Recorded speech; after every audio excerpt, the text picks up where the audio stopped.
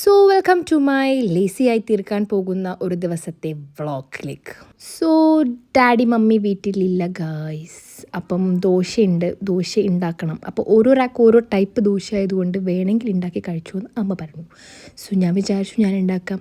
അപ്പോൾ there comes my husband. മുരിയാത്ത ദോശ വേണം, എനിക്കാണെങ്കിൽ മുരിഞ്ഞ ദോശ വേണം. എന്നാൽ പിന്നെ രണ്ടും രണ്ട് തരത്തിൽ ഉണ്ടാക്കി തുടങ്ങാമെന്ന് വിചാരിച്ചു.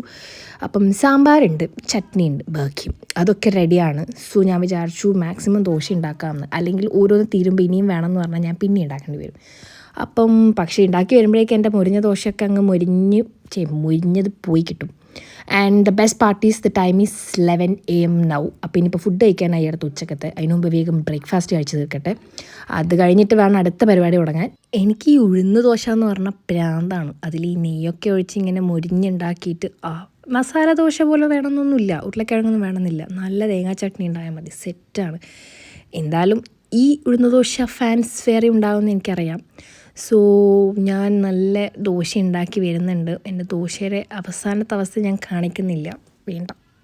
എൻ്റെ കുഴപ്പമല്ല ഗൈസ്, അത് പാനിൻ്റെ കുഴപ്പമാണ്. ആ പാനിൽ നിന്ന് ദോശ ഇളകി വരുന്നില്ല. ഞാൻ കുറേ ട്രൈ ചെയ്തു, പക്ഷേ ഇല്ല. എന്നാലും മോശമില്ലാത്ത ദോശ എനിക്ക് കിട്ടിയിട്ടുണ്ട്.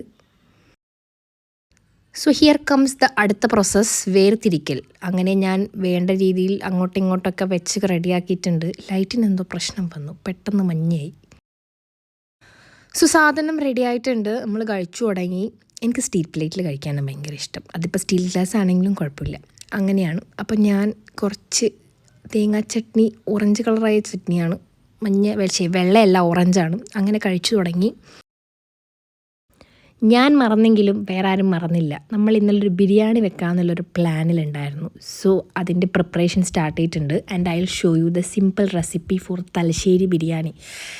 തലശ്ശേരിക്കാരൻ്റെ കയ്യിൽ നിന്ന് പഠിച്ച കുറച്ച് റെസിപ്പി വെച്ചിട്ട് ഞാനൊരു തട്ടിക്കൂട്ട് ബിരിയാണി ഉണ്ടാക്കാൻ പോവുകയാണ്. സോ ഇന്നലെ ഞാനൊരു കുടുംബിനിയായി. നോക്കൂ, ഇന്നലെ വാങ്ങിച്ച അരിയും ചെറുപയറൊക്കെ മാറ്റി വെച്ചിട്ട് അതിൽ നിന്ന് അരി എടുത്തിട്ട്, ഈ അരി എനിക്ക് ഭയങ്കര ഇഷ്ടമാണ്, ഭയങ്കര സ്മെല്ലാണ് ഇതിന്, നല്ല ബിരിയാണിയുടെ സ്മെല്ലായി അരിക്ക് തന്നെ. സോ ഇതിൻ്റെ പേരൊന്നും എനിക്കറിയില്ല, ഇതെന്തോ ഒരു അരിയാണ്, പക്ഷെ അടിപൊളിയാണ്. സോ ഒന്നും നോക്കിയില്ല, ഒരു 4.5 ഗ്ലാസ് അങ്ങോട്ട് ഇട്ട്, 4.5, അപ്പം അതിൻ്റെ ഡബിൾ വെള്ളം കൂടി എടുത്ത് സെറ്റാക്കാം. സോ റെഡി ആയിട്ടുണ്ട്. ഇനി സാധനം ഒരു 20 മിനിറ്റ്സ് വെള്ളത്തിൽ സോക്ക് ചെയ്ത് വെച്ചിട്ട്, എന്നാൽ മാത്രമേ ആ അരിക്ക് എന്തോ ഒരു രസം ഉണ്ടാവും എന്നൊക്കെ പറയുന്നത് കേട്ടിട്ടുണ്ട്. എന്നാൽ പിന്നെ അങ്ങനെ ആയിക്കോട്ടെ, അതങ്ങനെ നിൽക്കുന്നുണ്ട്. ഇനി നമുക്ക് അടുത്ത പ്രിപ്പറേഷൻ തുടങ്ങാം. ചിക്കൻ അവിടെ പൊരിയുന്നുണ്ട്, ചിക്കൻ പൊരിച്ചിട്ട് വേണം. അത് ഞാൻ എണീക്കുന്നതിന് മുന്നേ തന്നെ അമ്മ മസാല ഇട്ട് റെഡിയാക്കി വെച്ചതുകൊണ്ട് എനിക്ക് ആ പണിയില്ല. സോ അതവിടെ റെഡിയാണ്, പൊരിയുന്നുണ്ട്. ആൻഡ് എനിക്കിഷ്ടമാണ് ഈ മുളകിൻ്റെ മൂത്ത് കളയാൻ വേണ്ടിയിട്ട്. സോ അത് ഞാൻ കുറച്ച് കളഞ്ഞു വെച്ചു. എനിക്ക് വേണ്ടതെടുത്തു. എല്ലാം ഞാൻ തന്നെ ചെയ്യാമെന്ന് പറഞ്ഞുകൊണ്ട് എല്ലാം കൂടി ഇരട്ടിപ്പണിയായി. എന്നെ ഹെൽപ്പ് ചെയ്യാൻ ഇടയ്ക്കിടയ്ക്ക് എല്ലാവരൊക്കെ വന്നിട്ടുണ്ടായിരുന്നു, എന്നാലും ഞാൻ തന്നെ ചെയ്തു. സോ ഉള്ളി മുറിക്കണം, ഇഞ്ചി, വെളുത്തുള്ളി, അങ്ങനെ എല്ലാം കുറച്ച് ഒരു 4-5 ഉള്ളി എടുത്തിട്ടുണ്ട്. ഉള്ളിക്ക് പിന്നെ ക്ഷാമമില്ലാത്തതുകൊണ്ട് എല്ലാവർക്കും എന്താ പറയുക, നമ്മൾ ഒരു 5-6 ഉള്ളി എടുത്തിട്ടുണ്ട്. സോ ചിക്കൻ ഏകദേശം ആയിട്ടുണ്ട്. ആ ഗ്യാപ്പിൽ ഞാൻ ഉള്ളി കഷ്ടപ്പെട്ട് വേഗം മുറിക്കുന്നുണ്ട്. പിന്നെ ആവശ്യം വന്നാൽ സ്പീഡ് കിട്ടൂലല്ലോ, അതങ്ങനെയാണല്ലോ. അതുകൊണ്ട് ഞാൻ വീഡിയോ കുറച്ച് സ്പീഡ് കൂട്ടിയിട്ടുണ്ട്. നമുക്ക് പെട്ടെന്ന് ഉണ്ടാക്കാം. വിശക്കാൻ തുടങ്ങി അടുത്ത. സോ ഇഞ്ചിയും വെളുത്തുള്ളിയും പച്ചമുളകും എല്ലാം കൂടി ഞാൻ മിക്സിയിലിട്ട് അടിക്കുന്നുണ്ട്. എന്നിട്ട് നമുക്ക് അത് വെച്ച് തുടങ്ങാം. എന്തായാലും അതായിരിക്കും ഒരു ബെറ്റർ ഓപ്ഷൻ. സോ ക്ലീൻ ചെയ്തെല്ലാം കൂടി ഒന്ന് വെച്ച് അടിച്ചിട്ട് നല്ല പേസ്റ്റ് പരുവത്തിലാക്കിയിട്ട് ചിക്കൻ പൊരിച്ച എണ്ണയിൽ തന്നെ ഇട്ടിട്ട് തുടങ്ങാം. അതാകുമ്പോൾ ആ ഒരു ടേസ്റ്റ് അങ്ങനെ തന്നെ കിട്ടും.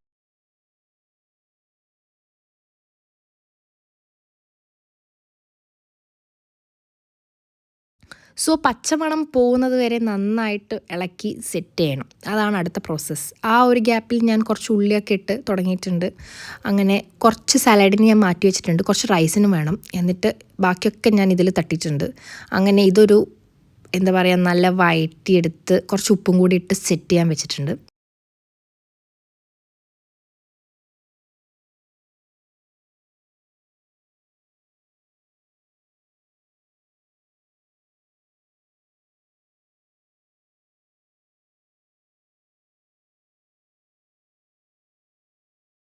സോ നെക്സ്റ്റ് കംസ് ദ പൊടികൾ. Red chilli flakes, Kashmiri chilli, മറ്റേ മുളക് പൊടി, കുരുമുളക് പൊടി, മഞ്ഞൾപ്പൊടി, അങ്ങനെ എല്ലാം കുറച്ചിട്ടു. ആ ഒരു ടൈമിൽ അരി അവിടെ സെറ്റായിട്ടുണ്ട്. ഇനി അരി ജസ്റ്റ് ഒന്ന് കഴുകിയിട്ട് നമുക്ക് അത് അപ്പുറത്ത് ഉണ്ടാക്കാൻ വെക്കാം. ആൻഡ് ഇതിപ്പോൾ അത് സെറ്റായ ടൈമിൽ കുറച്ച് പൊരിച്ച ചിക്കനും കൂടി അതിലിട്ട് ഒന്ന് നന്നായിട്ട് കുറച്ച് വെള്ളം കൂടി വെച്ചിട്ടുണ്ട്. അങ്ങനെ എല്ലാം കൂടി ഇതാക്കി മസാല സെറ്റാക്കാൻ അവിടെ വെക്കാം.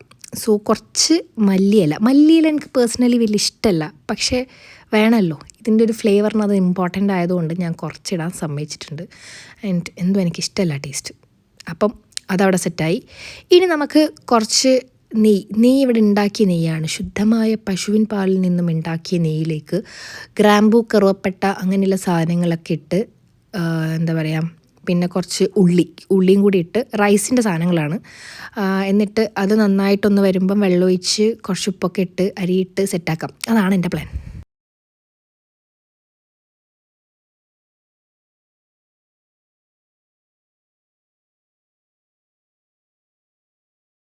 സോ വെള്ളം ഏകദേശം തിളച്ച് വന്നിട്ടുണ്ട്. അപ്പോൾ ഇനി അരി ഇട്ടിട്ട് ഒരു 20 മിനിറ്റ്സ് അതിൽ സെറ്റാവും. അടിക്ക് പിടിക്കാണ്ട് നോക്കണം. അത് എനിക്ക് എപ്പോഴും അടിക്ക് പിടിക്കലുണ്ട്. അപ്പോൾ അത് ഇപ്രാവശ്യം ഉണ്ടാവാണ്ട് നോക്കണം.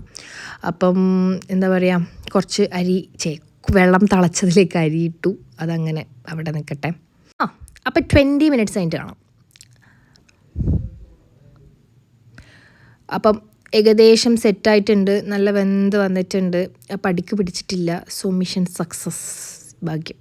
അപ്പം ഞാൻ ഇടയ്ക്കിടയ്ക്ക് വന്ന് നോക്കിയിട്ടുണ്ടായിരുന്നു. കുറച്ച് റൈസ് മാറ്റി വെക്കുന്നുണ്ട്. ഇനി എങ്ങാനും ആർക്കെങ്കിലും ബിരിയാണി വേണ്ട, റൈസ് വേണമെന്നാണെങ്കിൽ നമുക്ക് റൈസ് കൊടുക്കാമല്ലോ. സോ എപ്പോഴും ഞാനൊരു പ്ലാൻ ബി വെക്കാറുണ്ട്. വീണ്ടും നെയ്യ് ഇട്ടിട്ട് നമുക്ക് നമ്മളെ കാഷ്യൂം കിസ്മിസ് ആ സാധനങ്ങളൊക്കെ റെഡിയാക്കാം. സോ വീണ്ടും ഞാൻ ആ നെയ്യ് എടുക്കുന്നുണ്ട്. ഈ വെള്ളയപ്പം ഉണ്ടാക്കുന്നതിൽ സെറ്റാണ്, കറക്റ്റായിട്ട് നമുക്ക് ഉണ്ടാക്കാൻ പറ്റും. സോ ഞാൻ അതിലുണ്ടാക്കി. ഇനി ഓരോ സാധനങ്ങളായിട്ട് റൈസിലേക്ക് ഇടേണ്ടത് അതായി. ഇനി നമുക്ക് ദമ്മിടൽ ആദ്യം നമ്മൾ ചിക്കൻ ഇട്ടു. സോ ദമ്മിടാൻ എനിക്ക് ഹെൽപ്പ് വേണം, എനിക്കതറിയില്ല.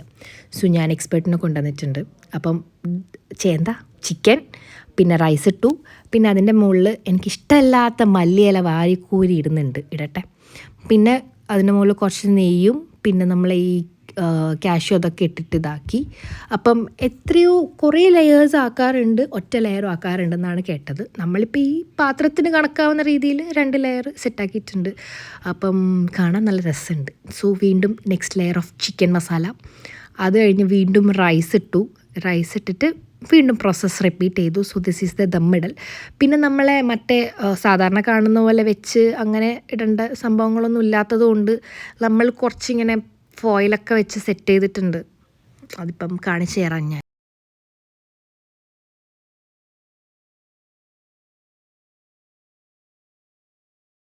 സോ ഇത് അടച്ചു വെച്ച്, പക്ഷെ നമ്മളെ പ്രോപ്പർ ദമ്മ് കിട്ടണമെങ്കിൽ നമുക്ക് മറ്റേ ഈ സാധനം വേണം. സോ ഫോയിൽ വെച്ച് നമ്മൾ ചെയ്തിട്ടുണ്ട്. ആൻഡ് നെക്സ്റ്റ് കംസ് ദ കച്ചമ്പറല്ല എന്നാൽ അതിന് വേറെന്തോ ഒരു പേര് പറയുമല്ലോ ഇതിന്, ചള്ളാസ്. സോ കുറച്ച് തേനും കുറച്ച് പെപ്പറും കൂടി ഇട്ട് നന്നായിട്ടൊന്ന് മിക്സ് ചെയ്തെടുത്തപ്പം അടിപൊളി ടേസ്റ്റായിരുന്നു. ഇത് നമുക്കൊരു വീഡിയോ ഒന്ന് കണ്ടതാണെന്ന് തോന്നുന്നു. എനിക്കെന്തായാലും തലശ്ശേരിക്കാരൻ പറഞ്ഞതാണ്. സോ ബിരിയാണി റെഡി ആയിട്ടുണ്ട്. സോ ഇല തന്നെ മുറിച്ചു, ഇല വേണം. പിന്നെ നല്ലൊരു അച്ചാറും ഉണ്ടായിരുന്നു and salad. Everything is ready. So കഴിക്കാം. അപ്പം ബിരിയാണി വെച്ചാൽ ഓവർ മസാലയും ഇല്ല, പക്ഷെ മസാലയുണ്ട്. ആ ഒരു ഇതായിരുന്നു. അതുകൊണ്ട് നമുക്ക് ഭയങ്കരമായ ഒരു ഹെവിനെസ് ഫീൽ ചെയ്യൂല. അതാണ് ഈ ബിരിയാണിയുടെ പ്രത്യേകത. സോ നമ്മൾ കഴിക്കാൻ തുടങ്ങുകയാണ്.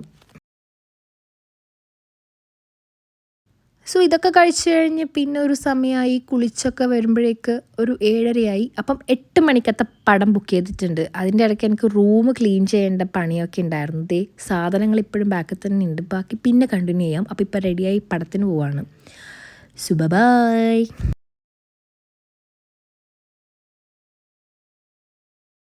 മിസ്റ്റി ആൻഡ് ബ്രൂണോ ഇങ്ങനെ നോക്കിയിരിക്കുന്നുണ്ട്. അപ്പം 8 മണിക്കത്തെ പടമാണ്, ഓടട്ടെ.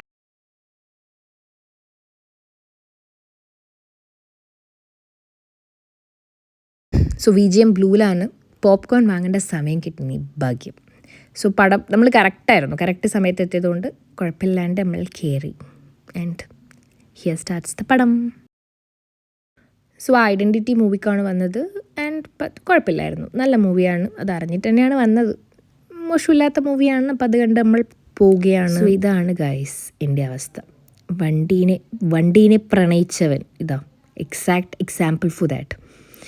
എന്നെ വണ്ടിയിലിരുത്തിയിട്ട് വണ്ടിയുടെ ഫോട്ടോ എടുക്കുന്നുണ്ട്.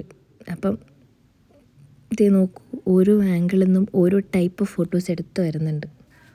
ആരാന്നറിയില്ല, ദേ ഈ കുട്ടി പറക്കുകയാണ്, ദേ പറന്ന് പറന്ന് പോകുന്നൊരു കുട്ടി. അപ്പം നമ്മൾ ഒരു 11 മണിയൊക്കെ ആയി. എനിക്ക് നാളെ രാവിലെ എനിക്ക് കോളേജിൽ പോകേണ്ടതാണ്. സോ പെട്ടെന്ന് തന്നെ പോയി കിടന്ന് ഉറങ്ങട്ടെ. അപ്പം കാണാം.